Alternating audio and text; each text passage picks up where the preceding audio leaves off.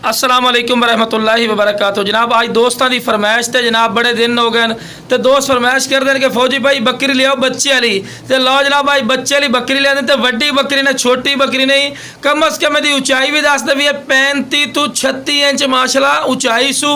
तो लो जनाब ए माशाल्लाह पठ है माशाल्लाह नयाब खूबसूरत। उम्र सिर्फ यदि 15 दिन ने लगती है पी जिमें 4 तो 5 महीना की माशाल्लाह पठ है तो खूबसूरती आखते हैं।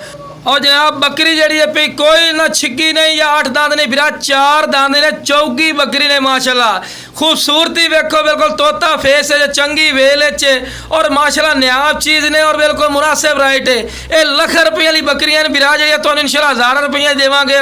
तो वीडियो ना रहना वीडियो स्किप ना करे कि तो अच्छी तरह मालूमात हो सी। तो लो जनाब चेक कर सकते हैं वाइट अख ने तोता फेस है और झालर भी चेक कर सकते चंगी लंबी झालर और कन्ना की लेंथ भी चेक करो लंबे कन। तो लो जनाब चौकी पाठ ने 6 दांत होवे फ्री दिशा है चेक कर सकते हैं। इस तो बाद चेक करा सकते 4 दांत ने और माशाल्लाह नयाब चीज़ ने पाठी माशाल्लाह लख रुपये प्योर माजन पाठ दी सू। तो लो जब हवाना ही चेक करो माशाल्लाह बिल्कुल बराबर का हवाना ही सू और पहले सूए च इतना प्यारा हवाना दिता है तुम खुद चेक कर सकते हैं। साड़ियाँ गल्लां तो ज़्यादा ना रहो तुम खुद भी बिरा वेख सकते हैं। तो लो जनाब पाठी माशाल्लाह वेखो खूबसूरत माशाल्लाह पाठी चो लो जनाब चेक कर सकते हैं।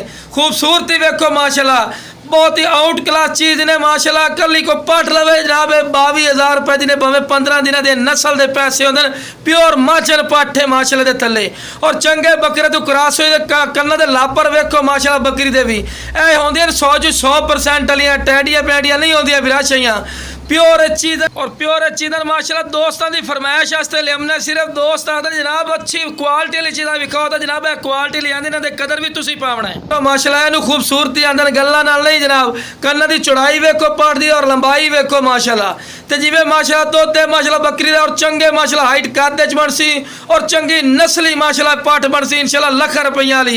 एक सिर्फ 2 महीना बाद ही पठ 50,000 रुपए दी है लेकिन आप बकरी समेत बिल्कुल मुनासिब और जनाब छोटे कद च नहीं समझना जरा के ना छोटे कद साढ़े को आके चेक कर ले जनाब इस तू वड्डी गल कोई नहीं।